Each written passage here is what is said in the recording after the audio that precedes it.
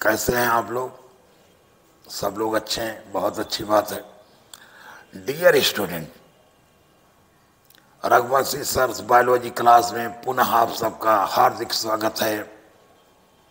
बच्चों, एक चीज आपको बता दें कि अगर आपको नीट यूजी एग्जाम में सफल होना है, या यूं कहें सफल होने के लिए सबसे पहले असफलता का डर मन से निकाल देना चाहिए।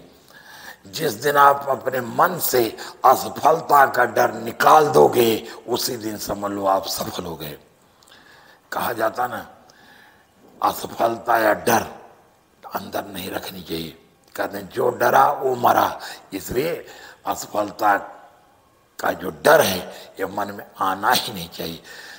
दृढ़ संकल्प कर लो कि हमको नीट यूजी में सेलेक्ट होना है, तो 100% सेलेक्ट हो गए। उस लक्ष्य के प्रति अपने को समर्पित कर दो। बच्चों, इतना मेहनत करो, इतना संघर्ष करो कि आपको सफलता अपने आप मिल जाए। क्योंकि कहा जाता ना बेटे, जीवन में संघर्ष जितना कठिन होगा, सफलता उतनी ऊंची और शानदार होगी।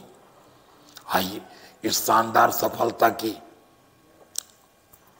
अभिलाषा में आगे हम लोग पढ़ते हैं। लास्ट लेक्चर में बच्चों हम लोग काकरोच के बारे में बात कर रहे थे, और एक चीज बचा हुआ था, वो था रिप्रोडक्शन इन काकरोच। काकरोच एक डायोसियस इंसेक्ट है। डायोसियस का मतलब बच्चों यूनिसेक्सुअल इंसेक्ट है। That is both males and females are separate. अगर आपको याद हो तो मैंने आपको पहले बता रखा है काकरोच का बायोलॉजिकल नेम क्या है, पेरीप्लेनेटा अमेरिकाना। और ये पेरीप्लेनेटा अमेरिकाना बच्चों सेक्सुअली डाइमॉर्फिक होता है। माने बाहर से देख के पहचान सकते हैं कौन इसमें मेल काकरोच है और कौन फीमेल काकरोच। क्यों? In case of male cockroach, wings are longer than body, while in female cockroach wings are shorter than body। इसका मतलब काकरोच के केस में फीमेल की बॉडी बड़ी होती है और मेल की बॉडी छोटी होती है। और ये कंसेप्ट बच्चों आपको पहले से पता कि इनवर्टिब्रेट के केस में हमेशा female is larger than male. यहाँ पर वैसे अब देखिए, अगर हम मेल काकरोच के रिप्रोडक्टिव ऑर्गन की बात करें बच्चों, तो मेल काकरोच में क्या होता है, there is a pair of testis. एक पेयर टेस्टिस का पाया जाता है, और ये testis 4th to 6th segment में दोनों बॉडी कैविटी के लेटरल साइड में पाए जाते हैं। जैसे हम बुक्स में देखें, यहाँ पर अगर हम देखें, ये बच्चों मेल काकरोच के रिप्रोडक्टिव ऑर्गन है। यहाँ पर देखिए क्या है, यह है टेस्टिस। इस टेस्टिस से डेवलप होगा वास डिफरेंस, और ये वास डिफरेंस जो होता है ना बच्चों, आप आगे जाके खुलता है इजेकुलेटरी डक्ट में। लेकिन यहीं पर एक चीज होगा, 6 से 7 सेगमेंट के बीच एक ग्लैंड यहाँ पे पाई जाती है जो रिप्रोडक्शन में मदद करती है। एसेसरी रिप्रोडक्टिव ग्लैंड कह सकते हैं इसको, हम लोग मशरूम ग्लैंड कहते हैं या यूट्रिकुलर ग्लैंड कहते हैं। इसमें बाहर की जो ट्यूब्यूल है इनको लॉन्ग ट्यूब्यूल्स बोलते हैं बच्चों, और ये अंदर स्मॉल ट्यूब्यूल बेस में हाथ दिखाई पड़ता है, seminal vesicles. In case of cockroach बच्चों स्पर्म स्टोर होते हैं सेमाइनल वेसिकल में। एक सेमाइनल वेसिकल के जो स्पर्म होते हैं दे आर ग्लूड टुगेदर, आपस में चिपक करके बंडल ऑफ स्पर्म बनाते हैं। बंडल ऑफ स्पर्म को कहा जाता है बच्चों स्पर्मेटोफोर। इसका मतलब at the time of copulation male cockroach ejaculate spermatophore in female genital system. Spermatophore क्या हुआ बच्चों, बंडल ऑफ स्पर्म। कहाँ बना, सेमाइनल वेसिकल्स में। हमने कहा जो sperms are glued together forming the bundle of sperm which is called spermatophore.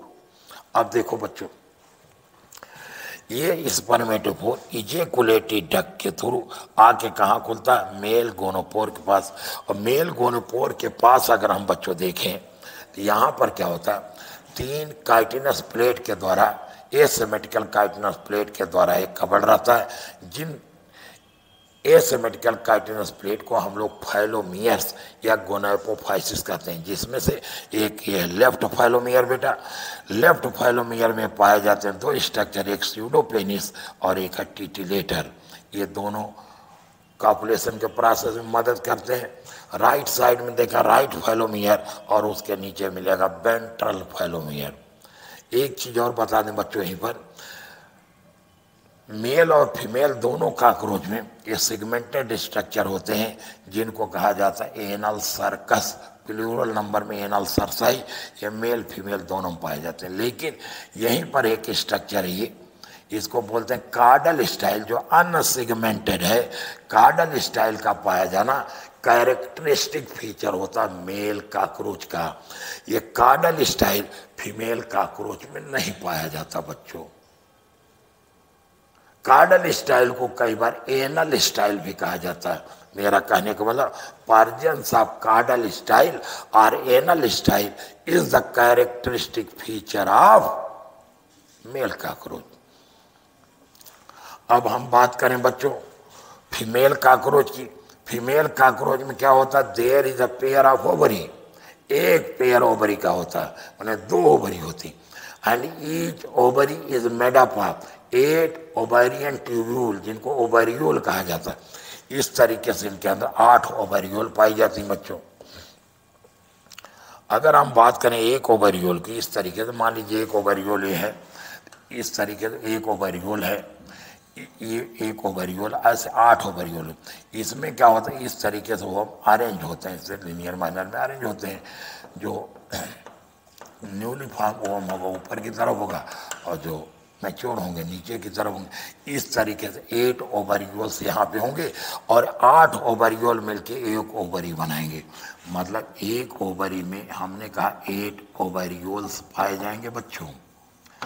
अब मैंने कहा प्रत्येक ओवरी की अपनी डक्ट है जिसको ओविडक्ट कहते हैं।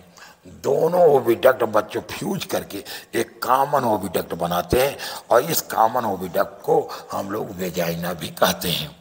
Now the common oviduct or vagina opens into the genital pouch through its opening, जिसको आप कह सकते हैं फीमेल गोनोपोर। और यहीं पर बच्चों पाया जाता है स्पर्मेथिका, दो spermatheca, right spermatheca is larger and left spermatheca is reduced. इसी तरीके से बच्चों यहाँ पे एक पेयर ग्लैंड खुलती है जिसको हम लोग कहते हैं कोलेट्रल ग्लैंड। ये कोलेट्रल ग्लैंड राइट साइड वाला लार्जर, लेफ्ट साइड वाला स्मॉलर होता है। At the time of copulation spermatophore आ जाते हैं कहाँ, इन स्पर्मेथिका। अब जब बच्चों इधर से ओवम आता है, एक ओवरी से 8 ओवम इधर से आएंगे, एक ओवरी से इधर 8 आएंगे और ये ओवम जब इधर आएंगे तो स्पर्मेथिका पर प्रेशर डालेंगे जिससे स्पर्म भी रिलीज होगा और इस तरीके से साइट ऑफ फर्टिलाइजेशन यहाँ होगा कहाँ, जेनाइटल चैम्बर में। स्पर्म एंड ओवम यहाँ पे फ्यूज करेंगे और बन जाएगा जाइगोट और इस तरीके से बच्चों फर्टिलाइज एग आकर के नीचे के पार्ट में वेस्टिबुलम में स्टोर होते रहेंगे। इस तरीके से यहाँ पे 8 फर्टिलाइज एग एक रो में अरेंज होंगे, 8 फर्टिलाइज एग दूसरे रो में अरेंज होंगे। इस तरीके लगभग 16 फर्टिलाइज एग यहाँ पे स्टोर हो जाएंगे और इनके चारों ओर कोलेट्रल ग्लैंड अपना सिक्रीशन डाल देंगे और ये सिक्रीशन सूख करके एक डार्क रेडिश ब्राउन इस कलर एक केस बना देगा, एग केस बना देगा इसके चारों ओर और इस एग केस को हम लोग कहते हैं उथिका। इसका मतलब एक उथिका में करीब 14 से 16 फर्टिलाइज एग होते हैं। 16 चाहिए लेकिन कभी कभी 1-2 कम भी हो जाते हैं, तो 14 to 16 फर्टिलाइज एग्स एक उथिका के अंदर पाए जाते हैं। और एक फीमेल कॉकरोच 9 to 10 उथिका ले करती है अपनी लाइफ में।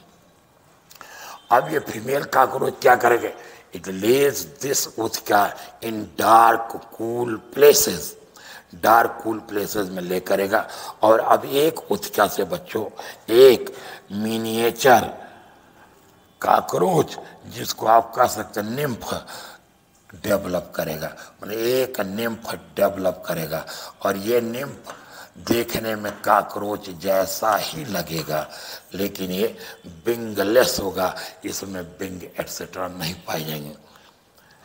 इस काकरोच का जो डेवलपमेंट होता है बच्चों, वो पारोमेटाबोलस डेवलपमेंट कहा जाता है। पारोमेटाबोलस डेवलपमेंट। पारोमेटाबोलस डेवलपमेंट का मतलब ऐसा डेवलपमेंट जिसमें ग्रेजुअल मेटामॉर्फोसिस होती है। बच्चों, एक जो निम्फ होता ना, ये निम्फ अपनी लाइफ में करीब 13 टाइम्स मोल्टिंग करके एडल्ट में बदलता है। 13 टाइम्स मोल्टिंग होती है बच्चों में, और फिर ये एडल्ट में बदलता है। इस तरह के बार बार मोल्टिंग के द्वारा ये बदल जाता है एडल्ट में। इसको कहते हैं ग्रेजुअल मेटामॉर्फोसिस। तो ग्रेजुअल मेटामॉर्फोसिस और इस प्रकार के डेवलपमेंट को हम लोग पारोमेटाबोलस डेवलपमेंट कहते हैं बच्चों। कहते हैं इसमें जो लास्ट निम्फ ग्रो करता है बाय द मोल्टिंग ऑफ और 13 टाइम्स और बाद में एडल्ट बनता है, तो लास्ट जो निम्फल स्टेज होते हैं विंग पैड्स पाए जाते हैं, और यही विंग पैड्स बाद में एडल्ट्स में विंग्स में कन्वर्ट हो जाते हैं। और एक एडल्ट काकरोच में हमने आपको बता रखा पहले 2 पेयर विंग्स के पाए जाते हैं। एक पेयर मीजोथोरेक्स होता है जिसको मीजोथोरेसिक विंग कहते हैं, जो थिक एंड लेदरी होता है and is not used in flying, जिसको हम लोग टेगमाइना या इलाइट्रा कहते थे। दूसरा पेयर विंग का होता था मेटाथोरेक्स पे, जो थिन एंड मेम्ब्रेनस होता था, जो थिन एंड मेम्ब्रेनस होता था एंड आज यूज्ड इन फ्लाइंग, और ये फ्लाइंग में यूज किया जाता था।